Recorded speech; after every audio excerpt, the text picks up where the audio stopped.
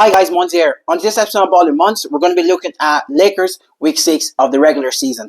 Just before I get started, if you're on my channel, if you find yourself on my channel and you're not subscribed already, make sure to click on subscribe button. Like I said, for my analytics, it said people who view my videos are mostly not my subscribers and they leave before subscribing. So make sure you click on subscribe button if you do find yourself on my channel. Thank you very much. So let me just get started. For this episode of All Ball in Months, we're just going to be looking at Lakers Week 6. They played 3 games. They went 2-1. So they won 2 games and they lost the last one last night. So the first game was against the Mavs. Obviously, this is Luka's old team. The Mavs haven't been good this year. They've missed a lot of players with Kyrie. Anthony Davis being out injured. However, you can only beat what's in front of you, and Lakers did exactly that. So for the Mavs game, Lakers beat the Mavs. And Luka was cooking as usual. Start of the game, Luka was absolutely cooking everybody. For any defender to put on him, they were doubling him, was passing the ball off. It was easy. It was an easy game, in my opinion. Reeves as well. Reeves and Luka have been fantastic this season. I saw it there that the NBA put up that Reeves and Luka are the best two-man game in the season so far. So as according to the NBA.com, Luka and Reeves are the best two-man game in the regular season so far. So let me just go through what happened in the game quickly because there wasn't really much in this game to talk about, in my opinion. Luka ended up with I think Luka, Reeves, and LeBron were all playing well off each other, in my opinion. Luka was cooking from the start as usual. I think the Mavs, the only concern for me with this Lakers team, one of the concerns for me with this Lakers team is the bench. In this game, the Mavs go back into the game. They were only 10 points behind going into 4 quarters, simply because the Mavs bench scored 39 points and the Lakers bench only put up 12 points, which isn't good enough. If you want to win your championship, you need some of your bench players to step up when you need them to step up. However, this game was won early in the fourth quarter. Luka ended up with 35, 5, and 11 assists. DeAndre Ayton 17 and 8. Rui 14 points. Reeves ended up with 38, 8 and 3. And LeBron ended up with 18 and ended up with 13, 5 and 7. So that's pretty much it for the Mavs game. I'm just going to move on quickly to the Pelicans game as well. Like I said, there wasn't much to talk about in the Pelicans game. Pelicans had a weak team. Bron actually sat out because this was a first night of a back-to-back game for Lakers. So it was a weak Pelicans team. You expected Lakers to blow them out. That's exactly what it did. Reeves and Luka playing off well off each other again. Luka with 34 points, 12 rebounds, 7 assists. Reeves with 35, 5 and 8. DeAndre Ayton with a double-double, giving us 22 points and 12 rebounds. And like I said, to me, this Lakers team, they're seeming like a flat track bully team, in my opinion. I'm going to go through what I mean by that later on when I go through the Suns game. Like I said, according to NBA.com, it was Reeves and Luka Doncic are the best duo in the league so far this year. I think they're averaging over 30 points per game or something crazy like that. Both of them are unbelievable so far this season offensively. So the game I was looking forward to the most was the Suns, simply because the Suns will be a much tougher test, in my opinion. Because Suns this season, you think they were going to be tanking. However, they've actually made a decent start so far to the season, and Dylan Brooks is playing his ass off. So I want to see, like I said, I want to see how the Lakers do in this game. Obviously, there was no Devin Booker; he was out injured. I think he got an ankle injury or a groin injury. But like I said, the Suns team looked very, very locked in. They disrupted the Lakers offensively. Lakers are very, very, I think they're top 3 in offense in the league, but the Suns disrupted them. You had Dylan Brooks disrupting everything. He was guarding Luka. They had different players guarding Luka. They did a very, very good job. In this game, what killed the Lakers were the turnovers. At one stage, I think Luka had 11 or 10 turnovers, which was completely unacceptable in my opinion.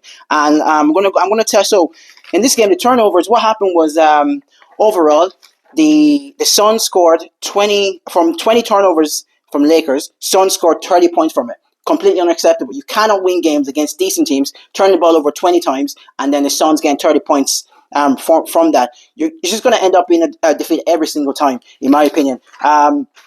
In this game, like I said, Luka got his. However, I felt Luka in this game dribbled the air out of the ball. In this game, Luka completely dribbled the air out of the ball.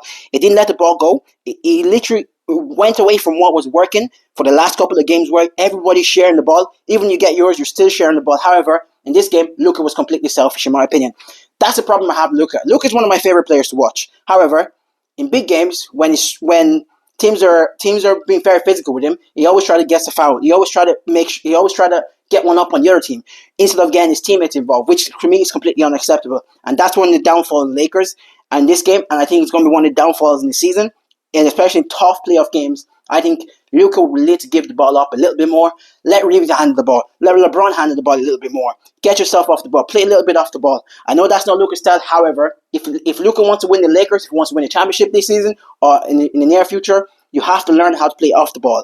You can't keep dribbling the air out of the ball every single time. Austin Reeves struggling in this game. That's my only issue with Austin Reeves. He always struggles in games that they. Excuse me. My only issue with Austin Reeves is that he always struggles in games where where the opposition have big physical guards and they're being very, very physical with him.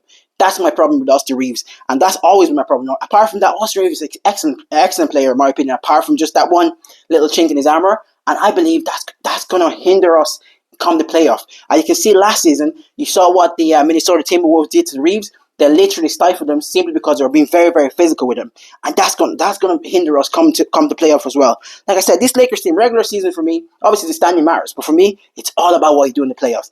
And if this Lakers team don't improve, if Luka doesn't improve his off ball activities, if Reeves doesn't improve his physical strength or maybe how to play better when opposition big guards are being physical with him, I don't think the Lakers team is going anywhere. And also, my guy LeBron. LeBron looked his age for the first time in a very, very long time. He was struggling out there. He was actually struggling to get the 10 points because obviously with the streak, LeBron has a streak where he scored double-digit points since I think 2007, 2008, something mental like that. Like it's over 1,000 games played, and he scored double-digit points. And as soon as they made the three to make it 10 points, you can see they called the timeout and took him out of the game. Like I said, LeBron looked very, very, very old in this game. Put that to injury. But like I said, I'm not gonna get too low when we lose, and I'm not gonna get too high when we win. All I'm just saying is what we need to improve on as the Lakers in this season. Also, a quick shout out to Dylan Brooks. Dylan Brooks is a winner. Everywhere he seems to go, he seems to bring the winning culture with him. The toughness, the grit, and also the winning culture. That's what Dylan Brooks always bring with him. He brought that to Memphis. As soon as he left Memphis, they fell apart. He brought that to what team was it with? He brought that to Memphis. As soon as he left Memphis, they felt apologies. Dylan Brooks always bring toughness, grit, anything, and a winning mentality to every team he plays with. As soon as he brought that to Memphis, as soon as he left Memphis, they start losing. As soon as they went to Houston, they start winning. They had a much tougher mentality, and now he's came to Phoenix Suns. Everyone was expecting Phoenix Suns to be poor this season. However, Dylan Brooks has brought the toughness, the grit, and the winning mentality to this team. Like I said, he's a winner. I don't like his antics sometimes. However, maybe that's just the way he gets himself going. That's the way he psychs himself up. That's my review pretty much for this week. I saw Lakers have a couple of tough road games coming up. I think over the next maybe 2-3 weeks, we'll know where this Lakers team stand. Are they a championship contender? Are they a mid-level team? Or are they just barely getting through the regular season team? Over the next maybe 2-3 weeks, they have a couple of tough road games. We'll see where they stand. Thank you very much for making the end of my video. Make sure to click on the subscribe button. If you have any comment, please drop your comment. We can have a civil debate in the comment section. Thank you very much. Have a lovely week. Peace out. Hopefully I come back here. Lakers are doing really, really well again. Thank you very much. Have a lovely week. Peace out.